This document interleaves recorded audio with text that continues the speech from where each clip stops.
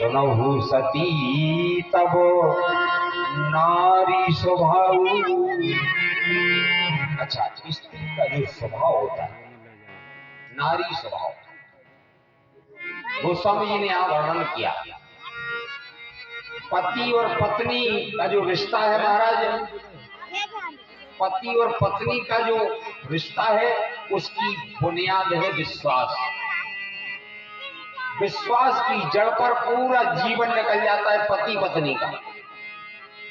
एक दूसरे पर विश्वास हो, एक दूसरे की बात पर विश्वास हो, एक दूसरे के चरित्र पर विश्वास हो, एक दूसरे की कथनी और करनी पर विश्वास हो।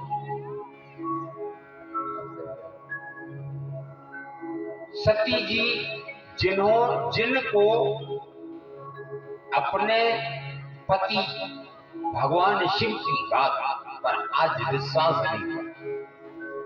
मेरे पति कहते हैं कि ये निर्गुण है, ये निराकार है, ये ब्रह्म है, ये परमात्मा है, ये वही मेरे राम है, जिनकी कथा हम और तुम सुनकर के आ रहे हैं।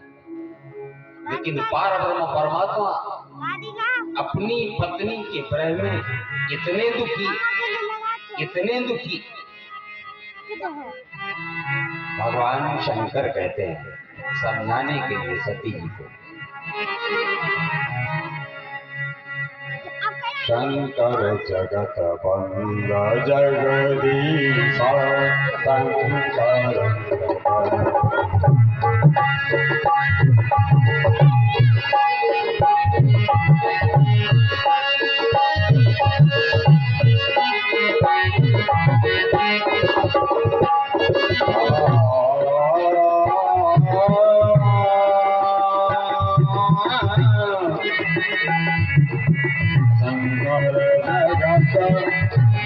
जगदीश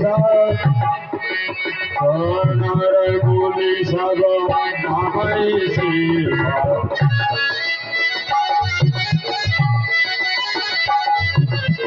सोनार मोने सब नामई सीसा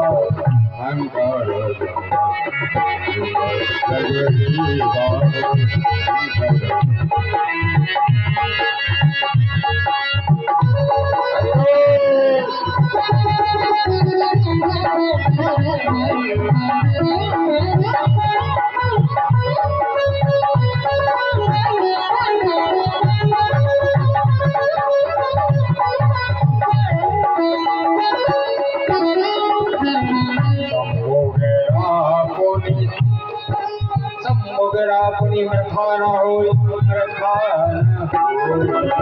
शंभु के मखाना हो शिव सर्वज्ञ जन सब कोई शंभु के मखाना हो शिव सर्वज्ञ जन सब कोई अस संशय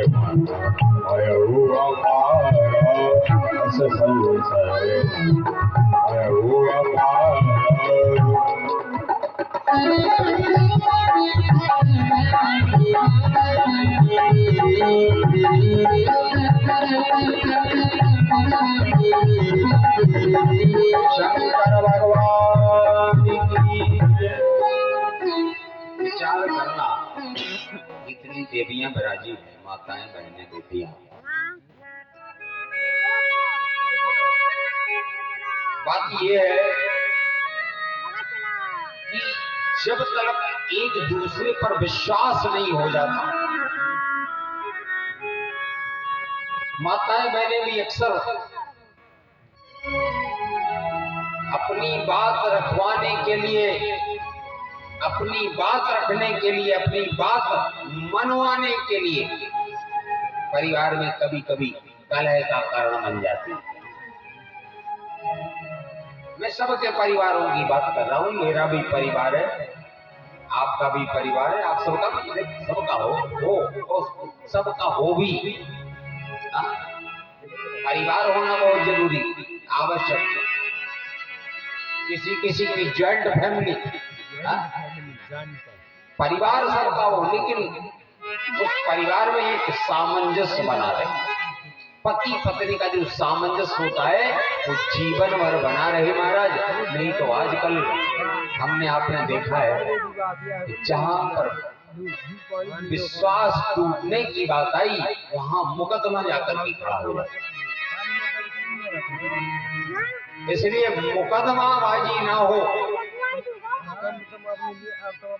हमारे पतियों को चाहिए, हमारे पुरुषों को चाहिए कि वो कोई ऐसा कार्य ना करे कि जिससे आपकी पत्नी के हृदय पर ठेस आ जाए।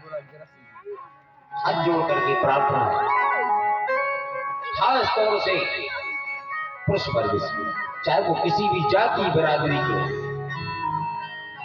ऐसे ही माताओं से, देवियों से प्रार्थना है कि सांसारिक धर्म में, कर्म में हमें आपको रहना है, जीना है। जीवन थोड़ा सा है। अगर आज हम 35 के हैं तो 25-20 साल के बाद बुढ़ापा पक्का।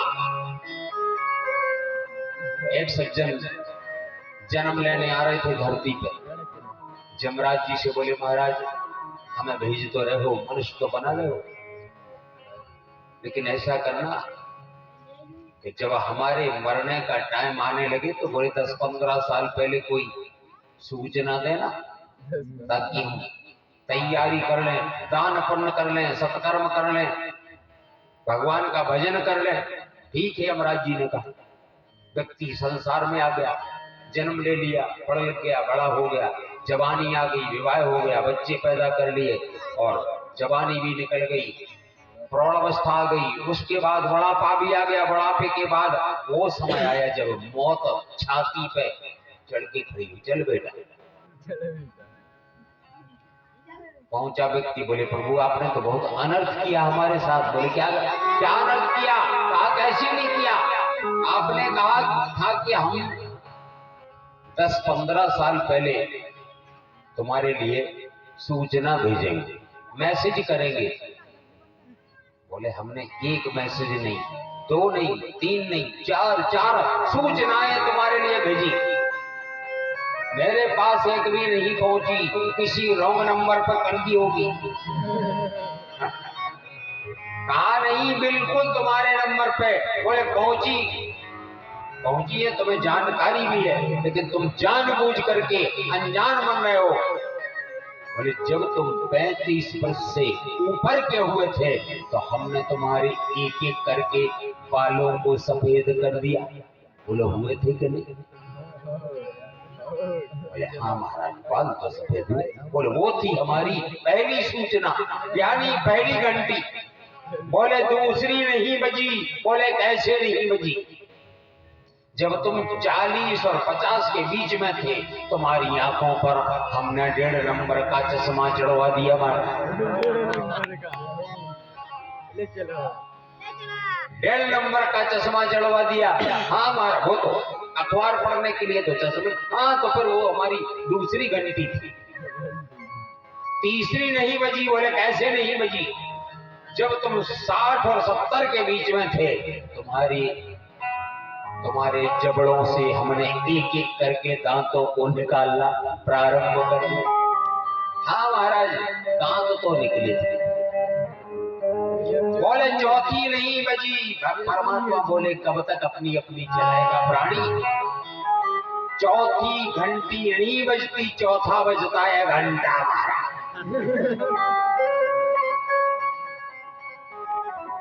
क्या बजता है? चौथा घंटा। इसलिए सबसे प्रार्थना है कि भैया माताएं और पुरुष वर्ग घुल मिल के रहें, अपने बच्चों का भी लालन पालन करें, पढ़ाएं लिखाएं भी, माता पिता सास ससुर का भी ध्यान रखें। परिवार में कोई ऐसा मैटर ना आ जाए कि जिसकी वजह से आपके परिवार में कोई दरार पड़ जाए, पति पत्नी के बीच में कोई दरार पड़ जाए, भगवान ना करे ऐसा किसी की घर में। बोलो रामायण मैया। आज